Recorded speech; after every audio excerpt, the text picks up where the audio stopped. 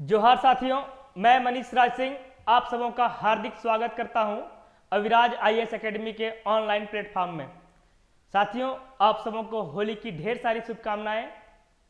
हमारी टीम लगातार आपके लिए ये कामना करती है कि आपका ये आने वाला वर्ष हर्ष, उल्लास, खुशियों और कामयाबी के साथ बीते।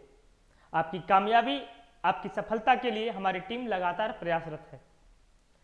साथियों, हम लगातार पिछले कड़ियों में झारखंड के बारे में पढ़ रहे हैं।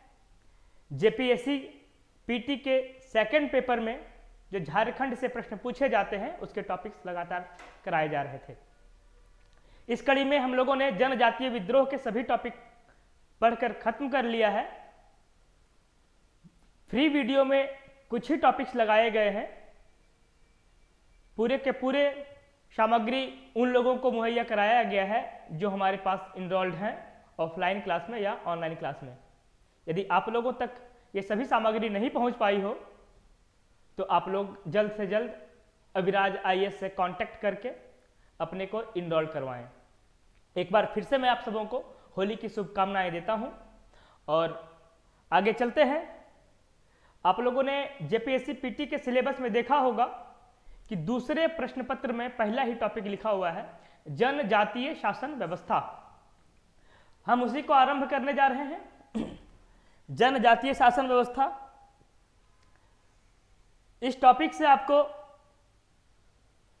8 प्रश्न पूछे जाएंगे।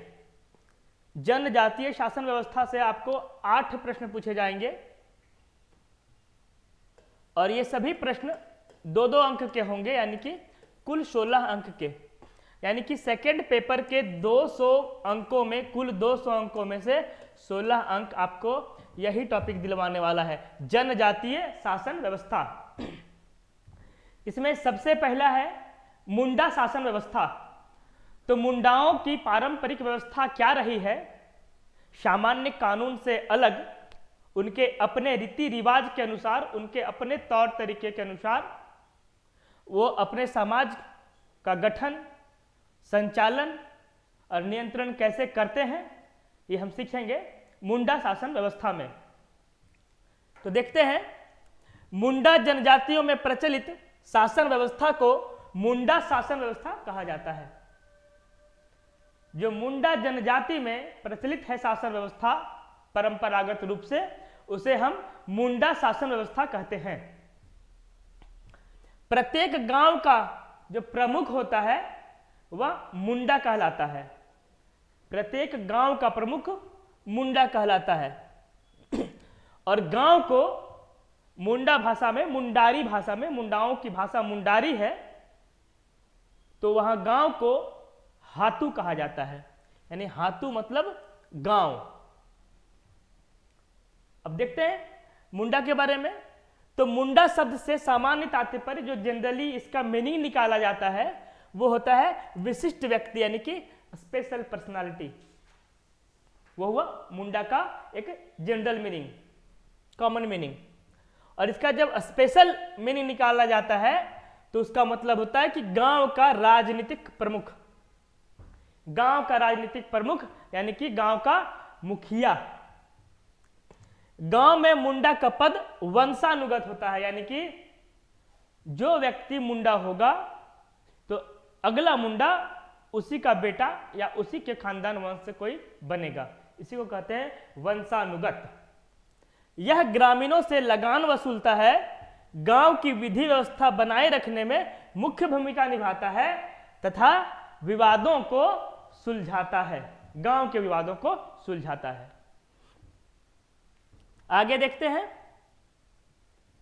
इतना दूर समझ में आ रहा होगा। अब है महतो। तो महतो एक व्यक्ति होता है जो मुंडा का सहायक होगा और साथ ही साथ गांव का जो धार्मिक प्रधान पाहन होता है उसका भी सहायक होगा। यानी कि महतो मुंडा और पाहन दोनों का सहायक होगा। किसका किसका? एक मुंडा का जो गांव का मुखिया है और एक पाहन जो गांव का धार्मिक मुखिया है, वो दोनों का सहायक होगा मुंडा, सॉरी महतो। महतो एक हो गया, मुंडा हो गया और एक हो गया पाहन। तो मुंडा था गांव का मुखिया और पाहन है गांव के धार्मिक प्रधान यानी कि धार्मिक मुखिया। और ये दोनों को असिस्ट करने के लिए एक व्यक्ति रहेगा जिसको महतो कहेंगे। ये दोनों को काम में हेल्प करेगा। तो महतो गांव में संदेशवाहक का काम करता है। गांव में संदेशवाहक यानी कि कोई मैसेज भेजना है लोगों को, कोई बात पहुंचानी है लोगों तक, तो वो महतो करेगा। आगे देखिए, पाहन भी है। गांव के धार्मिक प्रधान को पाहन कहा जाता है। यह मुंडा का सहायक होता है और मुंडा की अनुपस्थिति में पाहन ही गांव के सारे काम करता है। यानी कि जिस तरह से मुंडा और पाहन का असिस्टेंट महतो है, उसी तरह से मुंडा का एक असिस्टेंट पाहन भी है। यानी कि जब मुंडा नहीं रहेगा गांव में तो वो अपनी जिम्मेवारी पाहन पे छोड़ के जाएगा, जो धार्मिक प्रधान था उस पर छोड़ के जाएगा। ये ध्यान रखिएगा, ये महतो पर छोड़ के नहीं जाएगा। महतो का काम उसका सहायता करना है मुंडा का, लेकिन जब मुंडा अनुपस्थित रहे गांव में तो उसका सारा काम पाहन देखेगा, जो धार्मिक प्रधान है। और पाहन और मुंडा का असिस्टेंट हम लोग देखे थे महतो होता है।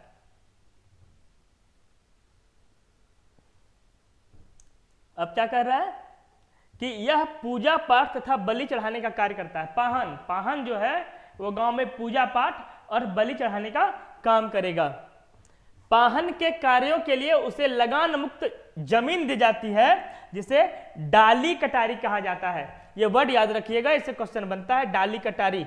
तो डाली कटारी क्या है कि पाहन को पूजा करने के बदले में जमीन दी जाती है, यानी कि उसे वेतन नहीं दिया जाता होगा, चढ़ावा नहीं दिया जाता होगा, तो कुछ भूमि दे दी जाती है लगान मुक्त, जिससे टैक्स नहीं लेगा वहां का शासक, और उसी से उपजे हुए लाभ पे वो अपना जीवन यापन करेगा या पूजा पाठ का बंदोबस्त करेगा।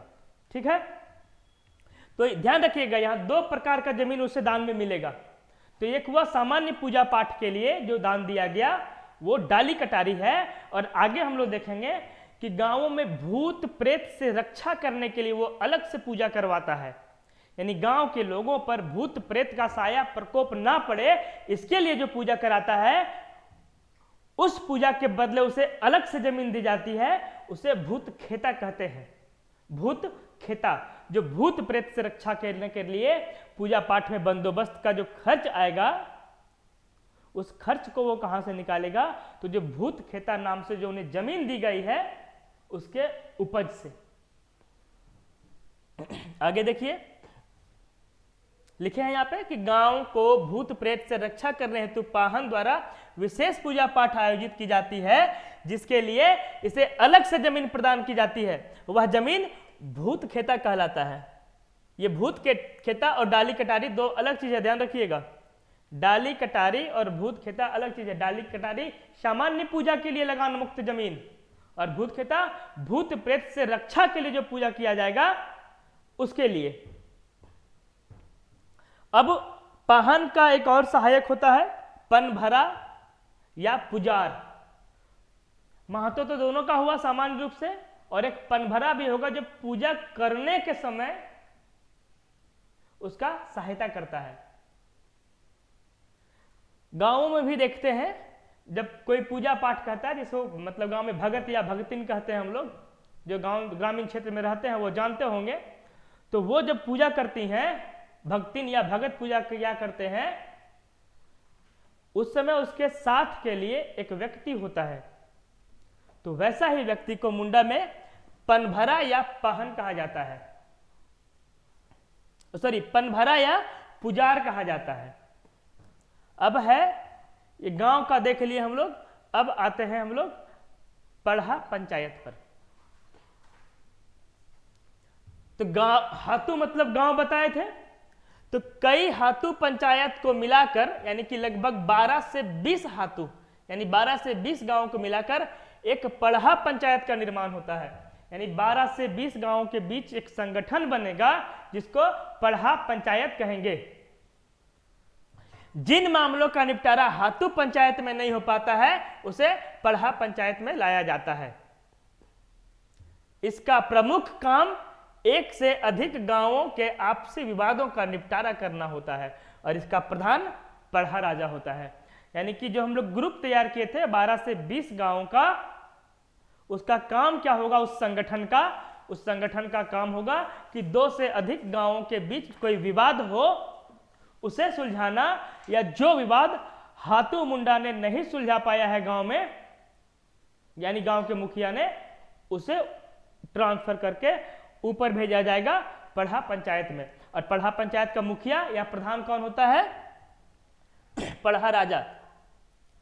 एक चीज ध्यान रखिएगा, कुछ किताबों में लिखा गया है पढ़ा राजा, कुछ जगह लिखा गया है मानकी, और इस चीज को किसी किताब ने लगता है क्लियर नहीं किया है। आज मैंने काफी इस पर रिसर्च किया और आपके लिए सही जानकारी लाया हूं। तो देखिएगा कि कहता है कि पूर्व में हाथू पंचायत और पढ़ा पंचायत के बीच में एक और स्तर होता था। मैं आपको डायग्राम से दिखाता हूं कैसा था वो चीज। देखिए ये है, सबसे नीचे था हाथू पंचायत जिसका मुखिया हुआ मुंडा, और कुछ हाथू पंचायत यानी कुछ गांव मिलकर बनते थे पहले पट्टी पंचायत, यानी 2, 4, 5, 7 गांव मिलकर एक पट्टी पंचायत बनते थे, और उसका प्रमुख होता था मानकी, और उसके ऊपर यानी कि 12 से 20 गांव का समूह पढ़ा पंचायत। लेकिन अब क्या हुआ है कि यह पट्टी पंचायत की व्यवस्था लगभग समाप्त हो गई है। अपने कंफ्यूजन को क्लियर कर लीजिए। मैंने कहा है कि किताब में भी कंफर्म नहीं मिल रहा है, तो ये देखिए मैंने खोजा इसे कि हाथू पंचायत और पढ़ा पंचायत के बीच एक पट्टी पंचायत होती थी। क्योंकि आप लोग किताब में देख रहे हैं, मानकी भी देख रहे हैं, पढ़ा भी राजा देख रहे हैं, आप लोग कंफ्यूज जा रहे हैं कि है क्या एक्चुअली। तो ये समझ लीजिए कि हाथू पंचायत का मुखिया मुंडा और पट्टी पंचायत का मानकी। लेकिन अब पट्टी पंचायत का अस्तित्व धीरे धीरे समाप्त होकर पट्टी पंचायत का विलय पढ़ा पंचायत में हो रहा है। ये लगभग अब नहीं पाया जाता है।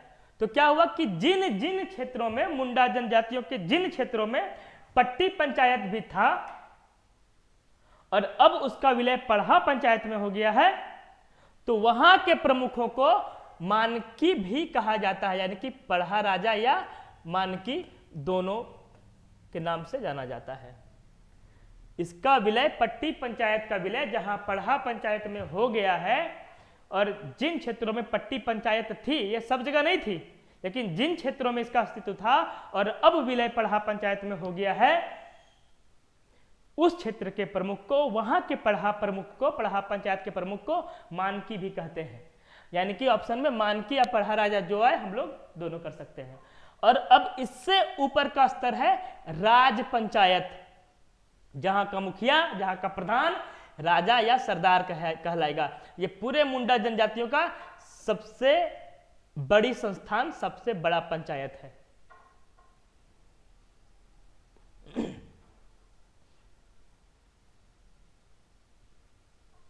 तो वही कह रहा है कि पूर्व में हाथू पंचायत और पढ़ा पंचायत के बीच में एक और पंचायत पट्टी पंचायत का स्तर होता था, जिसके प्रमुख को मानकी कहा जाता था। यह पद भी वंशानुगत होता था, परंतु इस पंचायत का धीरे धीरे पढ़ा पंचायत में विलय हो गया, विलय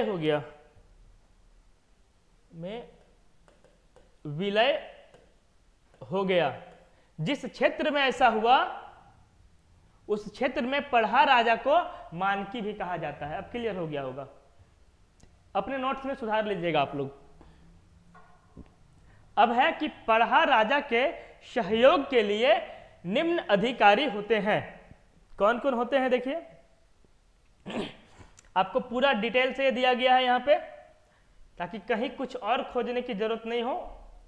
देख लीजिए, कहता है पहला है ठाकुर। वो हाथ दे दो वाला ठाकुर नहीं, अपना हाथ दे दो, ये दूसरा ठाकुर है। ये ठाकुर है कि पढ़ा राजा का मुख्य सहयोगी होगा ये, ठीक है। पढ़ा राजा का मुख्य सहयोगी होगा। पढ़ा पंचायत का दूसरा सबसे बड़ा पद होता है ठाकुर का, यानी जो पढ़ा पंचायत का प्रमुख कौन हुआ, पढ़ा राजा। उसका जो मुख्य सहायक है, जो सबसे बड़ा भूमिका निभा रहा है, वो है ठाकुर का, यानी कि पढ़ा राजा के बाद दूसरा कोई सबसे बड़ा पद है पढ़ा पंचायत में, वो है ठाकुर का। और यह पद वंशानुगत होता है, यानी ठाकुर का पद वंशानुगत चलता है और प्रायः यह पद बड़े बेटे को दी जाती है।